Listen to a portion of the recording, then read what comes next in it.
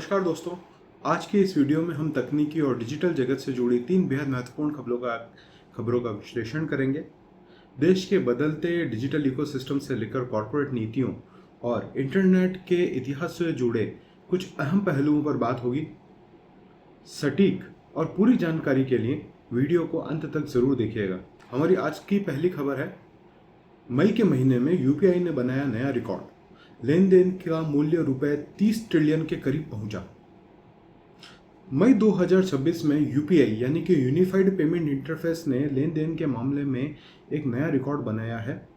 भारत के digital payment ecosystem में लगातार हो रहे विस्तार के कारण यह अब तक का सबसे बड़ा उछाल है। देखिए, 2016 समथिंग के अंदर यूपीआई को इंट्रोड्यूस किया गया था। तब से लेकर आज दिन तक यानी कि आज लगभग 10 साल हो गए हैं और 10 साल के अंदर जो मई का महीना था वो उस महीने में हाईएस्ट ट्रांजैक्शंस दर्ज किए गए हैं। हालांकि जो ट्रांजैक्शन वैल्यू है, मतलब कितने रुपए के ट्रांजैक्शन अप्रैल में हुए और कितने रुपए के ट्रांजैक्शन मई में हुए, उसमें एक मामूली बढ़ोतरी है, सिर्फ 3% की। अप्रैल के महीने में 29.03 ट्रिलियन ट्रांजैक्शंस हुए थे, मतलब रुपए के ट्रांजैक्शंस हुए थे, और मई के महीने में 29.9 यानी कि 0.87 ट्रिलियन ज़्यादा हुए हैं।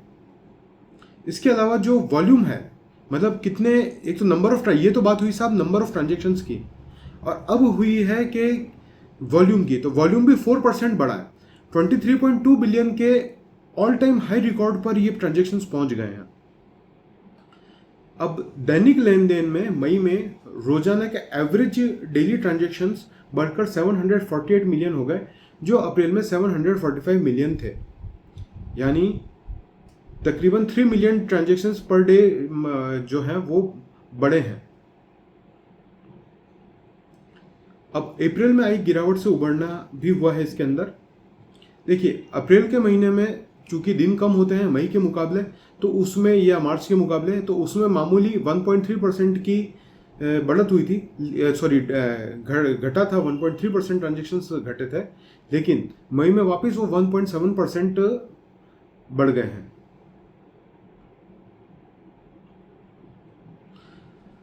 इसके अलावा एक जो इंटरेस्टिंग ट्रेंड इसमें देखा गया है, यूपीआई के जो एवरेज ट्रांजेक्शन्स होते हैं वो पहले बड़े बड़े ट्रांजेक्शन होते थे। मतलब लोग ये कर रहे थे कि हर तरीके का पेमेंट यूपीआई से कर रहे थे। 10,000 का पेमेंट भी यूपीआई से कर रहे थे, 5,000 का पेमेंट भी यूपीआई से कर रहे थे, और 10, 20, 50 रुपए का पेमेंट भी यूपीआई से कर रहे थे। लेकिन अब क्या हुआ है कि जो बड़े पेमेंट्स हैं वो क्रेडिट कार्ड के माध्यम से ज़्यादा हो रहे हैं, और जो ये फुटकर हमारे जो पेमेंट्स होते हैं 10 रुपये, 20 रुपये, 50 रुपये, 100 रुपये, 150, 200 रुपये के जो रोज़मर्रा के ट्रांजेक्शन्स होते हैं वो यूपीआई में बढ़ गए हैं।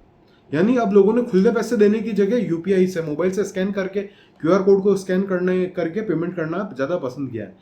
अब इसके ऊपर जो एक्सपर्ट्स हैं उनका ये कहना है कि इसमें कोई चिंता का विषय नहीं है, ये एक मैच्योरिटी है। मतलब हमारा जो कंज्यूमर है, कंज्यूमर के अंदर एक मैच्योरिटी आ गई है, उससे पता पड़ गया है कि मुझे यूपीआई कब यूज़ करना है और क्रेडिट कार्ड कब यूज़ करना है।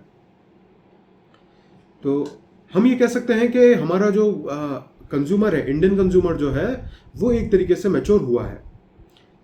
एक और इसमें अपडेट ये है कि फास्टैग ट्रांजैक्शंस में भी मई में 5% की इंक्रीमेंट देखा गया है, और आधार आधारित भुगतान प्रणाली AEPS और IMPS के लेन देन में इस महीने में थोड़ी गिरावट दर्ज की गई है। तो जो लोग अपने आधार के माध्यम से ट्रांजैक्शन करते थे उनका कम हुआ है, और IMPS से जो ट्रांजैक्शन कर रहे थे वो कम हुआ है। अब आप इसको यूँ समझ लीजिए कि जो ट्रांजैक्शंस IMPS से होते थे वो लोगों ने शायद यूपीआई से किए होंगे, या जो भी है। तो ये थी हमारी पहली खबर। हमारी अगली खबर है, ट्राई ने एक नया प्रपोजल दिया है, और जिस प्रपोजल को लेके जियो और जी टीवी के, या जी एंटरटेनमेंट लिमिटेड के बीच में कुछ विरोधाभास देखा गया है। पहले जानते हैं कि प्रपोजल क्या है। हमारे देश में तेजी से लोकप्रिय हो रहा है इंटरनेट टीवी, जिसको फ्री एड सपोर्टेड टेलीविज़न या फास्ट कहते हैं, या ओवर द टॉप OTT कहते हैं। तो फास्ट और OTT प्लेटफॉर्म आजकल बहुत फेमस हो गए। मतलब लोग बाग टीवी अपने मनोरंजन के लिए आपका Amazon prime video, Netflix, Sony LIV, या ये जो Z5 हो गया, इनके ऊपर प्रेफरेंस कर रहे हैं। जो पारंपरिक हमारे जो चैनल्स होते थे उनके ऊपर नहीं जा रहे हैं। तो इस चीज को रेगुलेट करने के लिए ट्राई ने एक कंसल्टेशन पेपर बीच में पेश किया था। अब उस पेपर के ऊपर जो प्रतिक्रियाएं आई हैं वो इस प्रकार है। सबसे बात करते हैं कि साहब जी टीवी क्या कह रहा है। जी टीवी ये कह रहा है कि डिजिटल ऐप्स भी टीवी की तरह ही कंटेंट दिखा रहे हैं, वो भी अपने लिए फिल्म्स दिखा रहे हैं, वो भी टीवी शोज वेब सीरीज दिखा रहे हैं, मतलब सीरियल दिखा रहे हैं। तो हमारे और उनके नियम जो हैं वो भी समान होने चाहिए। इंटरनेट टीवी कंपनियों के लिए 10 साल का कड़ा लाइसेंस और विदेशी कंपनियों का भारत में रजिस्ट्रेशन अनिवार्य हो। ये कह रहे हैं कि इनके लिए भी एक 10 ईयर्स का कोई लाइसेंस की प्रक्रिया आनी चाहिए। और जो बाहर की कंपनियां हैं जैसे कि साहब अमेजोन प्राइम वीडियो हो गया या नेटफ्लिक्स हो गया, तो इनका इंडिया में एक रजिस्ट्रेशन होना ज़रूरी है। और जैसे कि टेलीकॉम कंपनियों पर कंटेंट और नेटवर्क दोनों को नियंत्रित करने से रोकने के लिए 20% की एक सीमा या कैप लगाई जाए। अब ये कहना चाह रहे हैं कि जैसे जियो हो गया, तो जियो के पास में अपना प्लेटफॉर्म भी है OTT का, जियो हॉटस्टार, और जियो के पास में अपना नेटवर्क भी है।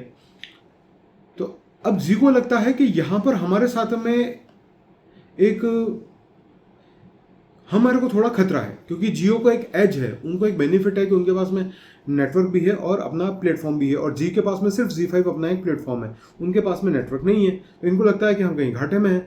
तो ऐसा करने के लिए जियो को, ये जो टेलीकॉम कंपनी है, इन पर 20% की कोई कैप ये लगाने का प्रस्ताव दे रहे हैं कि भाई ये सिर्फ 20% ही अपने प्रोग्राम बना पाएंगे, ऐसा कुछ इन्होंने किया है।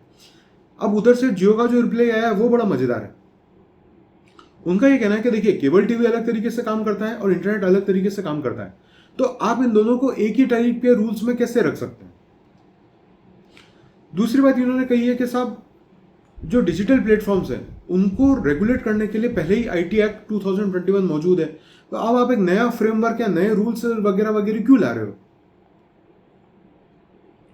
तीसरा इनका पॉइंट है कि साहब अगर आप कड़े नियम लेके आओगे तो देश में डिजिटल विकास या नई टेक्नोलॉजी के डेवलपमेंट को नुकसान होगा।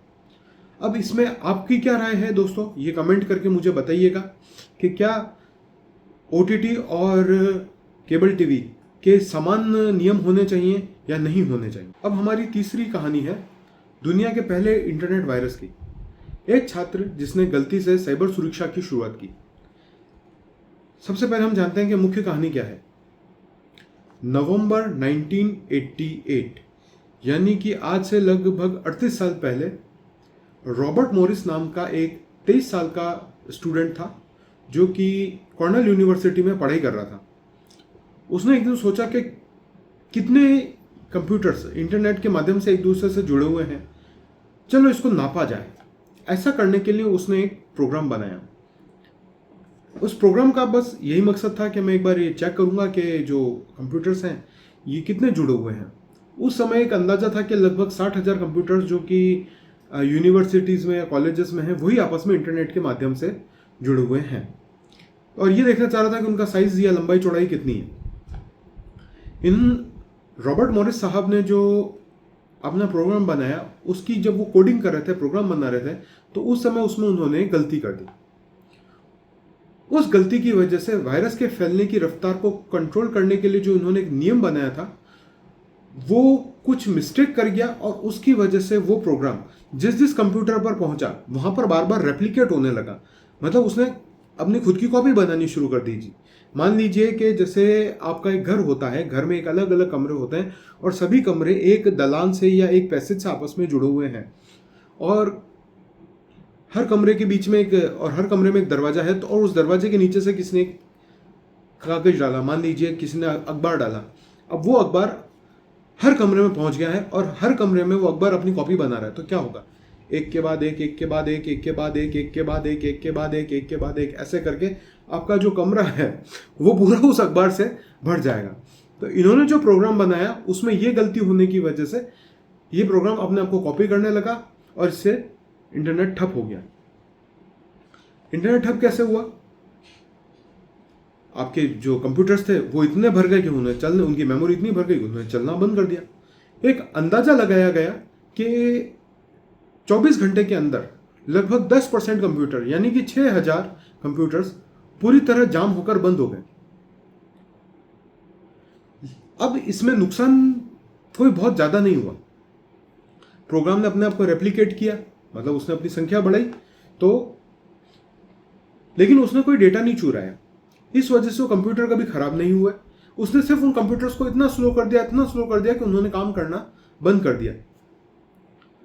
अब ये समस्या जब आई, मतलब लोग जो अपने कंप्यूटर पर अपना काम कर रहे थे उनके कंप्यूटर स्लो हो गए, उन्होंने काम करना बंद कर दिए, तो आप परेशान हो गई। तो इसका फिर एक निराकरण निकाला गया। निराकरण क्या हुआ? कुछ साल पहले ही या कुछ महीनों पहले ही अमेरिका में कंप्यूटर फ्रॉड से जुड़ा एक नया कानून बना था।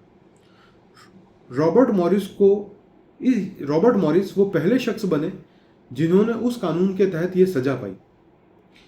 लेकिन चूंकि इनका इरादा किसी को नुकसान पहुंचाना नहीं था, इसलिए उन्हें जेल नहीं हुई और उन्हें 3 साल के प्रोबेशन में डाल दिया गया। 400 घंटे का उनको कम्युनिटी सर्विस, जो कि भाई आपको घर लोगों की मदद करना है, साफ सफाई करनी है, वो सजा दी गई और $10,000 का जुर्माना लगाया गया।